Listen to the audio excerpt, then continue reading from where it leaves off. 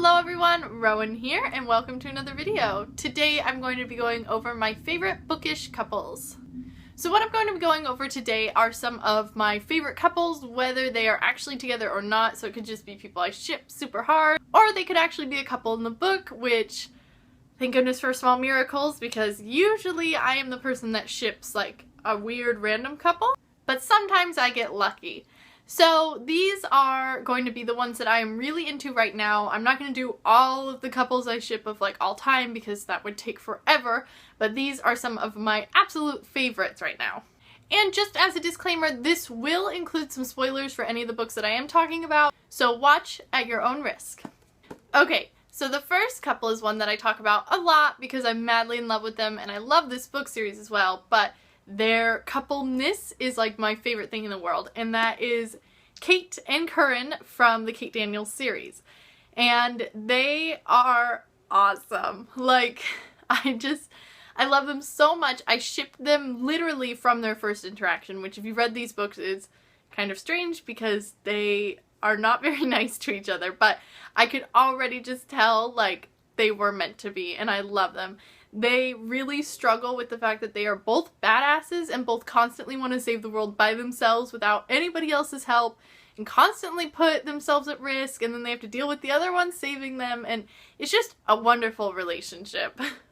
Okay, my next couple is from The Raven Cycle by Maggie Stiefvater, and that is Blue and Gansey. So the fourth and final book in the series is coming out in, oh gosh, a couple months, and if they don't end up together, I might, like, freak out. Like, I've been shipping them for such a long time, and if you know anything about this series, it is so awful because she can't really, like, kiss anybody or let herself be that close, because if she falls in love with someone, like, supposedly, if she kisses her true love, he'll die.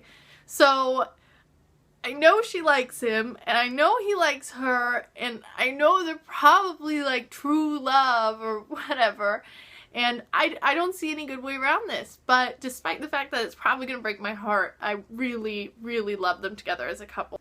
Okay, next on my list is one that I have been shipping for a long time actually, and it finally kind of started happening, and I could not have been happier, and that is Magnus and Cleo from Fallen Kingdoms. These last couple books, since they've been forced together, I knew they were going to end up falling in love. Like, I knew it. I could feel it in my heart. I knew it was going to happen. I knew it had to happen. I just had to wait for it. And patience is always rewarded, my friends. I love them. They are like the perfect balance. She's like the light to his sulky, like, brooding, dark, whatever. And he is like firm when he needs to be, and he can like help her calm down and not be so crazy all the time, and oh, I love them. Okay, the next one is actually like one of my favorite couples of all time, and that is Percy and Annabeth from the Percy Jackson series, the Heroes of Olympus series, and whatever else. Percy and Annabeth were like one of my original like favorite couples because I read these books a long time ago, and I love them. They have such a history, and they like grow up together doing all these adventures, and then you can tell like when they fall in love, you see it happening, and you know it's just gonna be the most epic like love ever. The next one on my list is actually one that I'm really conflicted about, but it's such a big deal to me that I could not include it. So in the Throne of Glass series, which, woo, nobody's surprised, I was a huge shipper of Selena and Kale. I just really felt them, you know, like they just worked so well, and the romance was so good, and I loved everything about them. And then the new book came out, and not to spoil anything, warning, spoilers, basically we all had to realize that the ship had sailed for the two of them. Like, they were done so. And it really broke my heart. And then, surprisingly, I found myself really liking Rowan and really enjoying the interactions between him and Selena, Aelin, whatever. And I suddenly wasn't so sad. I wasn't so heartbroken, and I don't know. I feel like a rotten traitor, like I should go down with the ship, but I don't know. My heart is opening to another. So this is kind of like a combo of the two, but I guess Aelin and Rowan. And can we all just take a moment and feel sorry for me or any other girl who has ever had the same name as a guy that she likes or she ships with somebody else or is super hunky that everybody loves, because it makes things uncomfortable and weird and it just feels strange because my name is not very common and everybody, like, I see on Goodreads all the time, "Oh, Rowan, so hunky, swoony Rowan," and it freaks me out every time and I feel weird to be like drooling over somebody named Rowan, and I don't know. Suddenly I feel really sorry for every girl like Alex or whatever that has a boyish name that has had to deal with that. I'm sorry. I feel ya. Okay, so for the next one I had a really hard time picking because in the Lunar Chronicles I love like every single couple.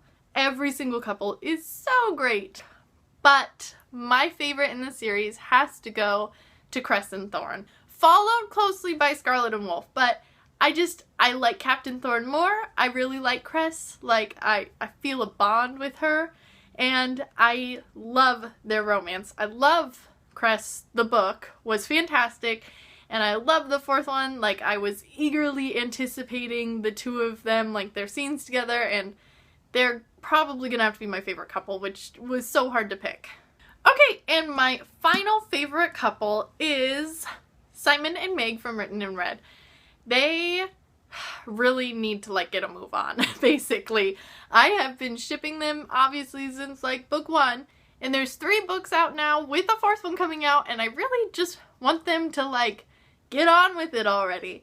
And it's so horrible to deal with because you know they love each other, you know they're all swoony-eyed for each other, but they're both idiots and they both don't know like how to handle that or like how to deal with that. So Simon, when he's getting all snarly because somebody's touching her or she's not eating or whatever wolfy man gets all upset about, instead he's going, "This is perfectly normal.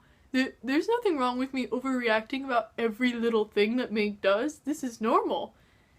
It's not, obviously we all know it's because he's like madly super protective, crazy in love with her, but he's just like, "No, I'm gonna go stick my wolf head in the snow and ignore it."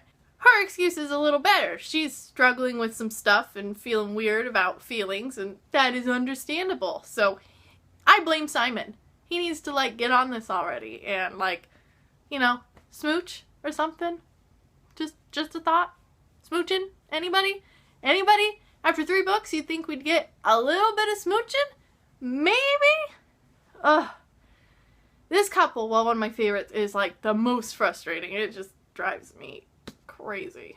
Alright, you guys, so there are my favorite couples, we'll just say for right now. I love all of them. How could you not? They're all fantastic because I have the best taste in the world. What are some of your guys' favorite couples? Do you agree or disagree with some of mine? Do you ship some of my characters with other people?